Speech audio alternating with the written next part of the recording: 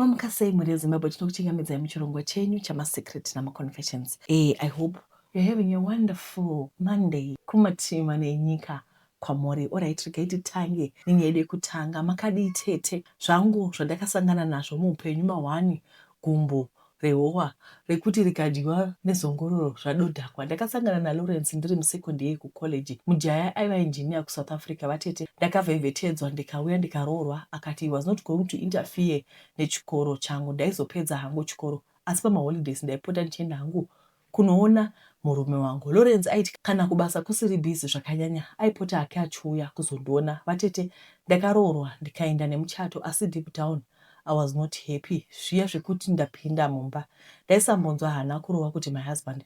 Izvo tete zviya zvinogara zvichitaura kuti hana yako muprofita mukuru. Dai ndaiziva kuti ndiri kufamba nemakumbo angu ndichipinda mumbaura, dai ndakatiza neopposite directions. Vatete Lawrence waibuda muimba yeushe kumaNew Zealand uko. So tete kana tambogara kune vanhu vanobata mushonga ndapota. Ushe hwacho hwaisava muline rake directly. Saka tete pamusha apa ndakaona type netype dzenganga dzainzi dziri kugadzira musha nekuusimbisa. Vatete chandaizenge ndisinganzwisisi ndechekuti family yandakapinda iyi ndiyo yaibata mushonga here o yaibatirwa mushonga, but whatever it was just too much. Ini tete ndakakura family isingabati mushonga and everything was new and foreign to me. So ndakafonera vatete vangu mai Charisi ndikavaudza zvaiva mumusha umu. Vatete vakandipa advice yekuti kanisa ndakurwara ndisiyane nezvinhu zvandisingazivi. Saka paiti pakadanwa n'anga indaita siku zangu sokuti ndaisava mwana wemumusha umu. Saka ndaiti zvangu kana n'anga dzavo dzouya ndozvisikuza ndoenda kubedroom ndonopinda hangu prayer. Vatete kuramba kwandakaita zvemushonga ukandiita enemy number 1 yepamusha apa vatete. Ndakatanga kurota zvinhu zvinotyisa. Nhumbi yangu ndakarota ichita kukwachurwa mudumbu mangu. Regai zvakanzi spiritual life nephysical life zvinosangana. Tete mangwana acho ndakamuka ndichibleeda ndikaita miscarriage. Makore 7 andakagara mufamily handina kuzomboita nhumbu zvakare kana yakabva or anything. Zvino ndainge ndotukwa kuti akavinga kuzodya sadza tete. After miscarriage Lawrence ainge asingachadi bonde nenzira kwayo. Ainge ava kuda nekunobuda tsvina vatete. Hanzi handingaweste mbeu yangu pamunhu asingazvare. Lawrence akashanduka kuita mhuka tete. Korudo rwuya rwakaendepi? Apa West still angava nesupport yemhuri yake tete. Ndakazenge ndochiona moto dzatakatenga tose dzikapera kuronzeswa. Ndikaudza vatete kuti the battle lines were so drawn zvekuti wainza kufema ruvengo nomhepo. Kunongoti pfe kunogeza ndaiwana hembe dzangu dzamwava mushonga. Vatete vangu vakambondizitira vatete vakatoona kuti ndandagarira kushinga zvekuti pandakazovafundira nje handichakwanisa. Vatete vakanzwisisa nekuti vainge vaona ugare hwemumusha umu. Tete takazoita divorce ndikakuudzai kuti handina chandakabuda nacho. Ndakasiya zvese. Chandakatora dzaive hembe dzangu ndokupfeka ndokubuda. Imba mombe nefurniture zvose ndakasiya. Nyika yakaseka. Munhu akaenda newhite wedding adzokazve kumba kuvabereki. Ndakazopedza chikoro changu vatete ndikawana basa kuNamibia. Divorce was finalized. Hapana chandakati ndinoda mukushanda kuNamibia ikoko tete. Pandakasangana nemumwe murume wandinaye izvozvi. Mukundi murume wangu akatumwa nedenga mbune kuti andinyaradze. Tete ndakaroorwa kepiri ndikapfeka gauni kepiri. Tatuva nevana vatatu. Ndakangoti gore mwana gore nhumbu, gore mwana gore nhumbu. Panhumbu yangu yekutanga vatete ndakaposa ndafa ndichirota vanhu vekufamily yandakabva vachiti unoda tinyarirepi, mwana iye hausi kuzomubata, zvaizvezvi ndiri happy. Lawrence aita vakadzi vashanu vese vachienda, haasati ava mambo, haasi niera anyway kuva ishe. Saka ndoshaya kuti zvose zvaanoita unozviitirei. Tete nyaya iyi ngaipe hope kune uyo akadzingwa sembwa, akarambwa zviri rafu, akashandira kuti umwe mukadzi auye adye. Tete kudenga kuna Mwari anoona, itsike yake Mwari kuropafadza zvinosvoro vatete. Ndinoti dai Mwari wekudenga akunyaradzei, akudzoserei zvese zvakadyiwa nemhashu. Ini ndaifanirwa kubuda mumhuri mana Lawrence ndiri guva nekuda kwezvimwe zvinhu zvatakasangana nazvo mukati meupenyu, asi Mwari akamira neni akandipa simba. Ndinonamata kuti nyasha dzakandiwana dzikuwaneiwe. Being single or divorced is not the end of the life. Dzimwe nguva uri kutobviswa mumagwengwa uchiswa kunyika inoverera uchi nemukaka. Former marriage kwaiva kuhaga transformer chaiko, asi ndakabuda pakaoma. Tazvinzwira tega nditi tazvinzwira toga kuti ndizvo zvavakasangana nazvo izvi, asi tinotenda Mwari kuti vakabuda vari vapenyu. Ndino nyoka inofamba ichiba gohwo mumunda. Vatete, ndinotenda kuti muri mutano. Ini ndiri murume ati kure pamakore, ndatuva kuma50 something. Ndinogara zvituka kuti mamwe pavaita zvine musoro senge kutenga dzimba nemotikari, ini ndaiva bhizi kutsvakana nezvinhu zvisina maturo. Chokwadi vatete, kupenga njere kusvika pakutonobata mushonga wekurima. Chero ndimiwo tete, zvakaitika ndezvekuti ndaigara kwaChirumanzo pedyo nemission school inonzi Holy Cross. Hatichati geje raini chairo randaibva, sokuti mugurupu muno mune vanhu vekuziva dzimwe hama chaidzo. Ndaitorima kuminda yangu yese, asi muraini mandaibva vanhu vaikohwa zvekuti vatete, zvekuti ini ndiri ndega ndaive ndisingaiti zvine musoro. Vanhu vaitengesa gohwo ravo vachitenga ngoro nezvimwe zvekushandisa pamusha. Ivhu redu raida feeding, ndipo pandinoona senge pakafira svomu dzangu. Vamwe vaifaisa mafertilizer nezvimwe zvingadiwa kuti gohwo riwedzere, ini ndaiisa murakwani. Tete, ndiri kutoona kuti vavakidzani vangu vekumusha vainge vasina mushonga, asi kuti ndini ndaive neruzivo rushoma.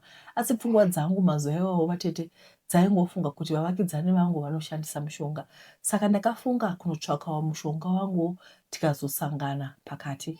Tete, ndakaenda kune imwe n'anga yaigara kuseri kwegomo, ikatonditi ndaimbenga ndakagarirei kumba. Kuzoti kudaro vatete, n'anga iyi yaitowedzera kundipa shungu. Akandibvunza mibvunzo miviri, ndaida here zvinoshandira mumunda ndaida kundoba zvevamwe, asi kuba kwacho ndanga ndisingaendi nimbune. Kwete vatete, ko ndaimbova here nemakumbo acho ekuti kana ndikabatwa ndiri munda ndigotiza. Ndaizoshaira hangu kuti uyu wekuba zvashandwa nevamwe waiva wakanaka. Ndakapiwa kainge kamudzi, ndikanzi ndinokachera pakati pemusha, ndosiya zvakadaro. Ndakaita sekudaro gore iroro pakaita shura, ndakakohwa pamusha pangu. Vaya vaisiganza tete vaizenge vasvava sehova. Ndakaita makore 3 ndichizadza matura kuti shaku kusvika pamusoro chaipo. Vaya vaida kumborebesa muromo, zvino vaizenge vachiti tono, vapinda mufiriji vatete kumedza magodo eice chaiwo. Nguva yekukohwa kana yandosvika tete, kwaingoonekwa zinyoka kuminda yevanhu. Vatete, ndaitoziva kuti kana nguva yekukohwa kana yasvika, nyoka ikangopfuura munda menyu chete kana muvakidzani, zvese zvaanenge ashanda zvinobiwa nenyoka yangu zvouya mudura mangu. Tete, ndinoti nyoka yangu, sekuti mudzi uyu wandakaina sekuru ndicherere muvhu, ndiwo wainge wasanduka vatete, uchindoba uchindivigira ndigere. Hakuna wandaimbenge ndanyeurira nawo iyi. Chero mudzimai wangu chaiye ndaive ndakazvinyarira kuti zii vatete, hamenewo mhepo dzakasimuka nei. Kwakazouya umwe tsikamutanda ainzi Booster vatete. Mazuva iwawo ana tsikamutanda vainge vasati vabhande semazuva ano. Vatete, tsikamutanda akaita kundinyururura pavanhu, akandibvunza unubu hwangu hwese, ende ndakaramba, asi mavhi11 aivapo tete, kuti ndainge ndangotanga kukohwa zvisina kana tsanangudzo.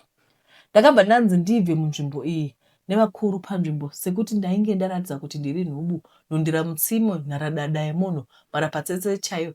Tete, ipapo ndipo panenge dai ndakasarenda nyoka iyi yainosunzira muminda yevanhu, asi zvainge zvisingagoneki vatete, sekuti ndainge ndaramba ndoga kuti hapana chandainge ndinacho. Ndakasiya ndatengesa musha wangu, handiti munzvimbo ndainge ndadzingwa, ende munhu andakatengesera akashandisa advantage yekuti ndaibva zvekumhanya. Ndakazowana imba ekuchengeta vatete, ndakachengeta ndikatoona kamunda kangu keDhora mutauni. Ndakazoziva kuti kanonzi kamunda keDhora nemhaka yekuti zvimunda izvi zviri paCouncil Land, so makore apera zvaitererwa Dhora pagore. Ndakarima kwemakore 2 ndichiita chigemu changu chandaita, ende ndichibudirira. Mutsauko ndewekuti apa ndainge ndisingabiri vavakidzani, asi vanhuwo vandisingazivi. Asi ndakazoita matambudziko 2 nekuda kwenyoka yandainge ndazvibatira ndoga. Ndazvitsvakira ndisina kumanikidzwa. Chekutanga ndechekuti kuminda yandairima kumwe kwacho kwakatengwa nemaChina vatete, saka ndaizenge ndisina kwekurima kwebhaizi, sokuti mushonga uyu unoda une pako pekuti nyoka iyi inenge ichirova maoperation ayo ichidzoka. Saka munda aka kaizova command center, kainge kaparara. Chepiri, nyoka yangu mukusaziva yaizenge yapfuura mumunda makagadzirwa vatete, ikatsva dumbu, saka yava kuramba kunosunza chikafu. Ndiri kutogara naye mumba vatete as we speak. Hapana umwe anoiona kusara kwangu. Asi tete, pane imwe bhevha iri kuita nyoka iyi. Iri kuita kuti hana yangu ibike mananga. Nyoka iyi ndiri kuona ichitambira pedyo nemwanakomana wangu Takunda. Ndinotoiona ichiburitsa rurimi vatete. Kuti ningadai ndakaisa mwana wangu parumana nzombe. Nyoka iyi pane kuti ivhime musango haisi, yava kuvhima mumba mangu. Hana yangu iri kuti bha kana ndikafunga nezvazvo. Muridzi wemba akazodzoka kubva kuBotswana vatete, ava kuda kugara pamba pake. Akatondiudza kuti tifambe. Ndinodondiudza vatete kuti ndinotama ndiendepi nemhuri plus imwe ndishini yandakazvitsvakira ndoga. Ko mwana akafuma akakoborwa naye vatete, ndozviudza ani. Ini ndinoase kuti nyoka iyi haina chisvini chayakauya kuzoita mukati meupenyu hwangu kusare kwekundipa munyama yoga. Ndotoshaya njere dzangu dzaifunge chaizvo kusvika pakutsvaka mushonga usina kana basa. Ndizvo here zvandicharangarwa nazvo kuti vainge vakaropa kuti varime. Dai ndaive nepurazi ndaiti zvimwe pada vana vangu vachasara vachibhenefita. Manje vatete ndingoriwo svare zvake. Ende ndinoona sekuti kubva zvavaya nyoka iyi mukati meupenyu hwangu watonyanya kupfinyama chaiko. Kumusha kwandaigara ndakadzingwa, plot handina, purazi handina, imba yemutaundi zvakare handina, chero chii zvacho vatete. Vamwe vangati enda unodzosera. Mwanangu mukuromba hamuna macorrections ekuti ningadai ndakadai. Inenge yafa yakalodha. Kukava kutaura kwamazuva ano. Kuromba uku kwandirwadza senge penzuro yedofo inoperera mukurodzwa nekuda kwemacorrections vatete. Vamwe vakarombera zvikayo, vamwe dzimba, vamwe motikari. Saka kwangu kupata rudzi kwekuti unorombera madhaka munda chaiwo. Ndatambura ini vatete. Tiri kungoti apa tagara seshiri, upenyu hwacho huri kuvava. Asi chanyaya kundirwadza ndechekuti kana ndikazofa vana vangu vachaita zvekudii nenyoka iyi vatete. Chiko chandakaita ichi, chiko chandakabata ichi vatete nevedare. Ndizvo zviripo izvi zvinova kuti ndoita zvekudini nekuti hazvina zvazviri kundibenefita. It's not worth it at all. Wedweka nyika yedu takatakura zvinorema. Iyo nyaya yedivisi makamboti kwai vanhu vanenge vakabata divisi sisi tobva zvegokwe kwairimwa kotonuko. Kune divisi rekurima uchiwa kuti kwai apa panorimwa ende vachirima. Asi zvinhu zvacho zvakaoma. African Science. Guys, over the weekend pane message yakacirculate. It was forwarded many times. Maybe yakasvikawo kwamuri. That message after ndaiona yangondibatawo ndikati let me talk about it. Number one, it was wrong kuiforwarda ipapo pari wrong. Asi pane zvatakadzidza message iyi. Munhu ake ari kurwara akati this is my wish pandinofa. Vakataura zvavakataura vakanyora kuti kana Mwari vanditendera kuti ndife. Ndine Sahwira International Police yangu yakati vakabva vaisa police number yavo, which was not good because this is confidential. But this will facilitate that I be buried Gumba kuZimbabwe. Mapayment angu ari pakati. My wife ane access. Ndine imwe policy neFirst Mutual ichakupai cash for funeral and other afters. Euda ningi vachazokupai futi nedzimwe mari dzichabva kwakati. Muri kuona? Vakaendera mberi vakati ndoda kuti mundivige pakati. Vakataura zvakare kuti pandinofa handidi kuti rufu rwangu ruite nyonga namatare. Ngaive nguva yekucelebrate. Vakaisa zvinhu zvavo zvese pasi kuti ndoda kuti ningi aite so paprogram ningi achataura give my friends a chance, give this one a chance. Munhu ari kuronga rufu rwake ari mupenyu. In as much as this was not supposed to be forwarded to the entire country. You know, this is private and confidential. See, I learned something. Chandakadzidza ndechekuti we need to prepare for unseen. These are called unforeseen. Handiti unseen or unforeseen circumstances. Zvinhu zvatisingambofungiri kuti zvichauya. Saka ndiri kuti kudii? Ndiri kuti pane inonzi diaspora insurance. Let me introduce again to those who didn't know. There is something called diaspora insurance. Ndoziva kuti mune maplani enyu ekuti kana mukashaya nhasi muri kudiaspora ikoko ichakunzai back kumba. But there's so many things that we need to be done after a funeral. Vana venyu vanoda kudzokera kuchikoro, vana venyu vachada chikafu, vana venyu vachada mainform. Before vasara vacho vachiita kufigure out what can we do. Pane pamwe patoda kungoti tingokuchemai patichakarelaxa tichiziva kuti aiwa mufiriji mune chikafu. Kwete kuti mototi baba wachitofa nhasi mangwana achatombotohlei vanotanga kutoona kuti adova matsurundundu. Handiti saka ndiri kuti let's learn from the pastor. Pastor vakabvuma kuti aiwa kufa ipfuma kana ndikafa maoko amuponesi. But let me put my life in order. As a man, put your life in order. As a woman, help your man to put his life in order, because those that have a room, they don't want anything to do with death. They are not dying. We are not dying. Nobody is dying anytime soon. Asi hanzi zuva richasvika nenguva ichasvika apo nyama nemweya zvichaparadzana. That is something that is certain. Kuti kwai uchatenga mota kana uchazotenga prazi kana kuti inini chazoita double story kuBorodeo, zvinhu zvandogona kufungira zvogona kuitika zvogona kusaitika. Asi one thing that is certain is that day is coming. When it comes, ngarikuwane makarongeka. Saka kuti munhu wese diaspora insurance. Let's go to diaspora, let's get a quote. Let's encourage those around us vanhu vose vari kudiaspora kuti vatore chi diaspora insurance plan cash plan. Number 2, everyone who resides in Africa, especially vanhu vanogara kuZimbabwe nekuSouth Africa, kutora diaspora insurance kunotinetsei, saka musazvinetsa nekuitora, asi forwardirai hama dzenyu dziri koko kuti veduwe tiisewo paplan iyi, vana mama vana daddy, as long as your parents are below the age of 75, hativaisei pamapolicy, so that even vari kudiaspora, if anything happens, imi vari kudiaspora, you're safeguarding your lives. Homwe chaicho kazhinji chokwadi chekuti musi unofa munhu unemusangana 1 rand ndokuzoenda kumagofundimi handiti. Alright, regai tichiverenga nyaya yedu yekupedzisira iyi yatumirwa pa-email. Let me just look for this story because hatina kulinka this email address to the laptop. Hello Tete, I'm a girl aged 22. Monditi Tandi. I'm addicted to masturbation. I heard a story like mine 3 months ago and I was still debating should I share or not. But here goes the story. Zvakatanga when I was grade 3. I think ndakakurumidza kudevelopa my sexual feelings, but zvinenge zvaiendera netime yacho. Ndanga ndakutoita mazamu tichirohwa nemugoti. Ndaiti ndikaona vanhu even just kissing mutv ndainzwa kuti something is going on pabody pangu, ndaitonzwawo kuda. Ndaiti ndikaona vanhu even kissing ndainzwa kuti something is going on. Then one day neni sister yangu we were playing nefone yamom, then we saw porn video. Zvekuti yatumirwa magroup, I guess. I was 9 and my sister was 5 years old. Inine sister yangu takati, let's try this. We started dry humping each other tikanakidzwa. We kept doing it Tete for I think 3 months every chance we got. Pamwe ndanga takutobvisa hembe kuti zvinyatsonakidza. One day maid akanoka pawindow when we were busy tisina kuvhara maketen. She probably saw everything. I was scared kuti achaudza mama, but she didn't. Up to date, hasati ambozvitaura. We stopped and never did it from that day. But indairamba ndichida, so I'll do nepillow kana teddy bear yangu. Around grade 6, takatanga kudzidza zvebonde. Ndikati, let me Google and see more. That's when I found porn sites.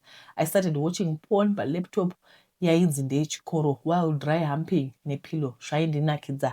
Then rimwe day my dad vakatarisa search history ndikatukwa nekupiwa lecture. Then at school I had vakomana vachitaura zvekudilita history ndikati jackpot. Then I continued. I would not blame my parents angu. They would always check kuti tiri kuita nezvei, but vachingopedza ndakaonoona porn zvangu and delete history. Fast forward, from when I went to boarding school and kwanga kusina mafone, so I had no access to pornography. It was hard my first days, but I stopped. From 1 to 6 handina kubobvera ndaita zvemasturbation, but vatete, when I started doing my boyfriends around form 3 zvemusikanzwa, I got worried kuti munhu anondibata zamu chete otobatana, but I would not feel anything. I was sexually disconnected, which is one of the reason I finished high school as a virgin. On my A-level break, I met this guy, Tishamuti Takunda. We got along Tete, and he was the only guy in my life mangu akandibata, and I could actually feel something. Fast forward, after some months of dating, takabatarara Tese. We continued edu tinakidzana. Time flies Tete. Tese takazosvika time yekuenda kuuniversity. Unfortunately, iye ari Canada, indakaenda kuAustria. I love him and I will never cheat on him, but semunhu angajaira bonde naye, I started watching porn futi. But this time zvemapilo zvaizoshanda, ndaitoda kuisa something inside. I took my mighty marker ndokuisa while watching porn here, but soon after I would feel guilty. I prayed kuti Mwari, zvandichada. I stopped for about a month, then continued futi. I was getting addicted again. I stopped and continued like that for a whole year. Pane time ndanga ndatoti zvapera, ndakarota while having sex neboyfriend yangu, and I woke up feeling horny and decided to watch porn. Futi masturbate. It's been 3 months now since that day and I haven't. But I'm scared kuti what if zvikatanga futi. I'm scared kuti when we finally reunite neboyfriend yangu hazvione here kuti something was happening and suspect kuti I cheated on him. But in Tete, I've never had sex with any other guy except air. Also, imwe nyaya ndogara ndichifunga is what if my sister is also going through the same thing, but hatizvione just like me. And now, and how is she managing? I hope she didn't do the same name sister yedu anomutevera. I need your help, nevedare. Ukana mukomana wangu akadzoka, I don't feel anything for him futi. And also my parents wangu were never to blame. Vaitota zvese zvekutasa mafoni nekuti time put your phones and gadgets away, but unhu wangu handizivi kuti zvaibva kupi. Thank you for platforming Tete. At least now I can share with someone. Mondiudza maposter. Thank you. All right. Ndonya iripo iyi vari kutaura kuti zvavashungurudza ndozviri kuitika. This is very sad. How can she get? How can we be? Because ndo pari kudiwa help.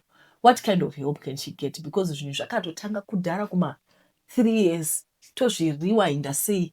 How are we going to unlearn this? How is she going to unlearn so that she can learn new things? Ende zvinondonetsa ndezvekuti kana vasikana vakuita ovulation vanenge vachitofila kuti pakaipa pano vanenge vachiovulate apa vasiri married. Zvinozvoitwa sei? Imi muri yeZimbabwe munogona ngotiudza pane maspecialist pano. How can she vangadii apa? Everything goes back to the brain. When you tell yourself kuti zvandichadi tisakangama for Starlink, anditi Starlink yedu number changodzisiya pamupiwe Starlink iri affordable at the moment. Just take advantage of these specials. Tigone kwa na internet. Mai wangu mswe wacho nditi nina kana data ndikati moda Starlink. Vakati ndochi ichocho. Please, I didn't understand. Ndikati mudombo zva understand kana musingazvizivi. Asi basically munoda Starlink. Harare, Gweru, Mutare, wherever you are. PY Starlink and hanzi special is not 280 kit. Installation is free when you use my name. Muva madipaya, muva mainstallegwa. Then the project enyu futi vanokumanagerai. Musarega zvakare kuenda kudzimba vanotengesa dzimba dzakanaka fana nema stand. Ndoziva kuti kuZimbabwe munosanenge achingoti vakai chero musakazogariko. Unogona kuda wadori Canada sanoso unongovaka kumusha zvachiitira kuti kwai tichazoretire plus daungoiti nemba kumba kuZimbabwe toziva zvinhu zvacho zvakangosiyana mari zinatotengera dzimba kasiyana. Asi mastands ariko project tivakire vabereki, project management, tiimprove dzimba kwatinobva.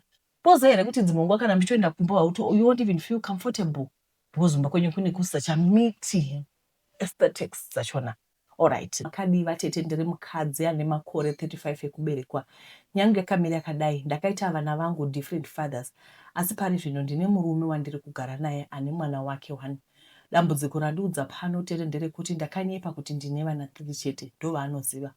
Apa akufunga kunoroora zvinoita here vatete? Ndoda kunzwa pfungwa dzevamwe. Also anondipa pressure kuti ava kudawo mwana. Ndoita sei Tete? Ndombofunga kungomutiza ndogara mune vana vangu nekuti firstborn yangu ane 21 years and haana kana respect naye murume wacho wandinogara naye. Ndodii Tete? Please ndibatsirewo. Ndoroora here iye asingazivi kuti I am a mother of 5. Saka mama vakasangana nemurume vakadanana naye vakataura namba isiriyo vakati vane vana 3 asi vane vana 5. Zvino munhu auda kunoroora ndopanozobuda kachokwadi apa. Zvoitwa sei apa murume ane mwana 1? Guys munongosiyawo macomments mucomment section muvape advice kuti vaite sei. Asi ndongofunga kuti for how long can you hide kuti une vana vako? That's not gonna change. And I don't know kuti chakaita kuti munyebe kuti mune vana 3 mune 5 chi zvakaoma. Tete makadi please hide me. Ndine mukomana wandaidana naye anonzi Sei. Mune mukomana wayo taiwirirana mushe pasina kana kutukana. Kasi rimwe zuva ndakabatwa neruchiva ndikarara nebest friend yake. Ndakabata nhumbu ndikabvisa iye haana chaakaziva.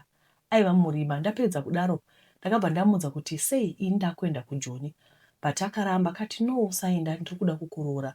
But nekuda kwekuti ndamuona kunge asiri chino pamberi pangu ndakabva ndarega kumuteerera. And Tete mukomana wayo aita zveudriver mota but patime iyoyo yaive iri mota yebasa. So ndakamutiza ndikaenda kuJoni tisina kuwirirana naye. Akaedza kufona but ndakamubloka. Ndakaendera mberi nelife yangu. Ndaenda kuJoni ndikatoona chitsvuku ikoko tete. Ndakadana vamwe sekuru vakandipa mwana ende ndaiva hure muJoni. Saka murumewo saiva wangu. So one day butiro rakaputika ndarara neimwe chembere. Ndobva ndabata nhumbu. Murume kwakutiza. Ende ndakarwadziwa. I tried kubvisa nhumbu but yakaramba. Dzamara ndasiyana nazvo. Apa mari yerent ndave ndisina. Life yakabva yandiomera big time ikoko. Ndakazoita futi chihure. Ndakahurira mari yebhasi. And I came back kuZim. Ndadzoka. Ndakatanga kunyara but mukomana uya ndakazomona ndine nhumbu yangu. Ndakarara naye cause aindida zvekuti. Nekufamba kwetime ndakawana umwe mufesi akandida nemimba yangu but this time chaiva chisiri chihure. But sei wangu akanditi ko wandishorei. Ndakamutsvinyira hangu. Ko hanti ndanga ndawana mbinga yemashuwa here. Takafambidzana nemunhu wangu uya kusvika ndazvara. Abva andiramba. Handina kurwadziwa hangu cause hembe dzemwana ndanga ndaabo plus 2 mari. Saka sei uya ndakamuona kunge asiri munhu futi. But the guy aindida big time. Ndakamutsvinyira ndine kamwana kangu. Akandiperekedza kwandaigara ndega ndichimutsvinyira. Ndokubva ati bo Joy ita yawada. I give her up now. Ndakati fambai baba mwana. Time yakafamba ndakazoshaya pekugara ndikaenda kumba kwedu. Ndakatanga kushanda tete. Ndakazotanga kuvhima sei uya zvakazondikonzeresera life yangu kusvika nawo. Sei uya akazowana aimuda uno mukadzi mukobvu anogeza gadzi raMwari. Ndakarwadziwa. Apa ini ndiri mutete. Apa ndaivharira mufesi. I think mukadzi uya akauya nelucky mulife masei. Kumufesi akatenga mota Corolla. Ndakatarisa but handina kuita hanya nazvo. Then vaita maroro ipapo ndakachema. But the guy anga akuonekera pane vamwe vanhu. Bo izvi zvakandituma kuenda kun'anga kunomudzosa mudiwa wangu. Ndaenda paya kun'anga vakati vari kuda picture rake. Ndikaenda naro vakaita zvavakaita. Vapedza kudaro vakanditi it's done achadzoka tete. Ndakaita mwedzi 8 ndichironga nen'anga kuti murume andichive andide asiye mukadzi wake. Rimwe zuva n'anga ikafona ikati nhasi muchasangana. Saka gesa face nemushonga uya shuwawo ndakaitawo the same. Ndakabva ndamuona sei wangu akaita kuchena tete. Akagesa mota yake yakachena. Ndakamuti hai ndiperekedzewo kumba. Akanditi bo pinda baby. Ndakabva ndaziva kuti shiri yadyira zve. Regai ndiseke. Handina kuziva kuti nhamo yatanga. Ndakanyengera mufesi uya kusvika andibvuma. Takarara tese akaita kufadza madzimai chaiko.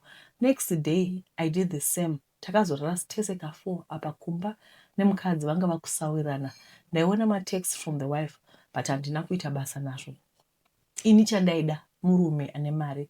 Tete mufesi akatoti baby tsvaka imba yekugara I'll pay. Nditsvaga zvekuita ndikupe mari. Zvese taiwirana achindipa mari. But waitoona kuti juju is working not love. Cause akagocha nyama $1 yangu. Mukadzi akagochera $4. Tete zvaya pachena kuti juju chete. Baba ava vanoda mukadzi wavo. Handina kuita basa nazvo hangu cause ndaida mari ini but rimwe zuva murume takataura same night mameseji akababatwa namadam boss. Ndi madam cause mukadzi zve kwete isu zvedu kikiki tete. Mukadzi haana kundituka akati boshas itai yamuri kuita. Ini ndakumuramba. Ndakamuita rafu haana kupindura. Murume akabva andituka and blocked me. Ndakadzokera kwasekuru vaya. Sekuru vakati pandorara naye ndiuye nevhudzi nemaspams ende ndivatore zvakangwara. So ndo zvinhu zvandakaendesa kuna sekuru. Ndakasota munhu kuti nhengo yake isamira but mufesi haana kudzoka. Ndakazobata pakoro tete. Ndakatanga kurwisa mukadzi but haana kudzosera. Aiva cool. The more I tried kuti vasiyane the more yavaitodanana. Mind you murume akatenga zvinhu $150 for sorry kumukadzi wake kuti ndahura. Ndakatarisa tete ndikarwadziwa. Ndakazomira kumuroya cause tete ndini ndofa nejealous. Mukadzi akazotengerwa Isuzu 4x4 tete nemurume wandakasiya ndichiti rumba. Vane maplots 2 huku mombe. I know zvese because ndichiri mulife mavo ndichifa neBP. Apa nawo handina achandida. Zvakuita life ndine munyama tete. Mufesi akuita yake. Takasangana naye mujuraho. Akanditaridza zviya zvekuita pakundivenga. Get away. So please tell vasikana kunzoko kuti please gutsikana nerombe rako. ride richava chishamiso mangwana and navo vakuita life yavo ndovaona every Sunday kuratidza kuti macouples ari happy. Sorry nekurebesa nyaya yangu, please read, mwoyo wangu usununguke, ndokwanisa kufa. Alright, saka tazvinzwira toga vari kungochema chema kuti ndozvavakaita, vakabata mushonga vachiroya munhu but zvakaramba kushanda vachiita bring back lost lover. Pane umwe mwana akanditumira message zvakare mazuva apfuura achitaura kuti vatete ndatambura ndachida kuda bring back lost lover asi ndazokusangana naumwe mbuya vakunditi kwai nyoka zvii zvinhu zvana bring back lost lover hazvishandi at some point because unoramba uchiobsessa over somebody asachakudi. Zvinotoona kuti mushonga ndoga unenge kushanda asi rudo chairo hapana. Nyaya inotevera takatumirwa nemwanakomana ari kuti ndatambura neunhu hwandiri kuita. He is not happy with what he is doing asi anoshaya kuti aite sei mwana mukomana. Asi mwana mukomana wechidiki so far ndadana nevarume vanosvika kuma15 but vandakarara navo i4 chete. Now I'm dating 4 guys and vese ndinovada and ndinovapa love yakakwanirana. Zvinhu izvi ndiri kuedza kuzvisiya but ndiri kutadza inini vatete. Vamwe vakomana vanotoya face to face ndogona kuti ndichifamba kutongondikumbira nhamba kumubvunza kuti ukudzidii hanzi kuti tiye mafriends kudai munhu akutotaura nyaya yake takutodanana. Musikana ndinaye but togara tichinetsana achingonditi behavior yako haiko unoita kunge musikana uchaita ngochani mavhidhiyo aunoposta kuTikTok unenge uchingoita kunge musikana but inini ndotomuseka hangu ndichiti wakambozviona kopi. Kana pane vanozivawo kuti zvingaperawo sei ngavandibatsirewo please but ndoda vanobatsira panyama not pamweya cause izvi hazvinei kuroyiwa kana dhimoni no hazvina chekuita nazvo. I remember pandaimboenda kumasowe muprofiti wacho ngaanaka apa ndakabva ndanzi uya uturukire mweya apa ndanga ndine crush namadzibaba ende munoziva kuti kana vachitaura vanoita vachikurova zvakaoma regai ndigumire pano. Munozongowana kuti mungandibatsira sei asi nyaya yacho kuti ibude zvakanaka ndichatera kucomment section ndichiona kuti ndingawana help here. Regai ndimbowedzera tete mbichana. Relationship yemagetsi yakangofanana nerelationship yemen to men kwese kune heartbreak. Madaniro anongoita mukomana nemusikana ndo atongoitawo kumagetsi. Regai ndinyatsotsanangurira maitikiro azvakaita. Ndakadana nemukomana wekumasvingo pafoni taidanana tichifadzana pafoni kuti uya undione painetsa kozi angatori karombe hake. Takazongosvika pakunetsana kusvika ndamuramba akachema tete tikadzokerana but ndandisina kana mafeelings naye. Ndakamubloka akanditsvaka kumaplatforms ese social media but ndaimubloka ndaingozomunzwira tsitsi ndikamuti ngatichiita mafriends. Now tamafriends. Takazosanganawo neumwe muIndian pachiapplication chinonzi Grant. Takadana for 1 week but ndaitokwata takawirana kuti tisangane tikasangana but aitoratidza kuti munhu ari married. Ndakabva ndamuramba tikanetsana zvekutoda kuuya kuti azondirowa but ndadamupa house number yekunyepa. After that takazongana nomwe mufesi aigara kumaraini kwandaigara ainzi Blessing. Anga akanaka zvisingaiti. Takasangana Blessing takawirana zvekutodara but pasina 3 days tatarambana cause Blessing aida mari too much. After a week ndakazodana newandichati Chale aiva munhu ane love but aingoita zvinhu zvinongondibhuwa. Ndiye munhu wandakatanga kurara naye iye aingondipa tumitemo tusina kana musoro izvozvo zvaindibhuwa zvakazondituma kumuhurira but akandichinja kuva kahure chaiko. Ndakazongobvuma 1 kubva kuFacebook ainzi Tino ndiye wandakatanga kudana naye. Saka rimwe day Chale akandidedza kuagricultural show apa day iri ndaifanira kunoona my new gay kukadoma. Saka ndakabva ndaenda paya taakushow pakapinda kouya mbeu wangu musikana saka aida kuonekwa mutown. Ndakabva ndangonyebera Chale kuti chamboenda kumba 2 minutes cause pamba padhuze nemutown. Ndakaona nabheu wangu tikaenda kufotoshoot ndikahaidha mapics but handina kuona kuti pane mamwe asara. Saka ndakabva ndadzokera kuna Chale. Saka takati kuenda mutown mubva mufesi wangu munyowani mubva afona achida kubvunza kuti ndikuya here. Saka uya akabva tanga kuda kunzwa zvandaitaura ndikakata foni. Saka handina kuziva kuti zvaradza Tino the new guy. Tikabva tapinda mutown tichida kutenga zvataitenga.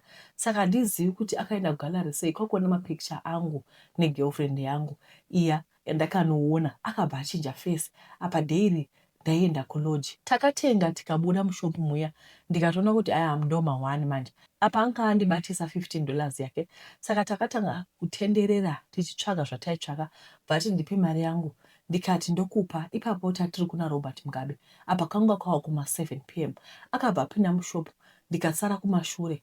Saka ndakaona akure mbichana, ndikati pano handichamiri. Ndakarova bara kumhanya chaiko chaiko. Apa ndidhuma vanhu. Aiva masori. Ndakabva ndabvisa hembe yekumusoro kozi zvona ndakapfeka zvaionesa. Ndakamhanya kubva kuna Robert Mugabe kunosvika kuna Samora Machel.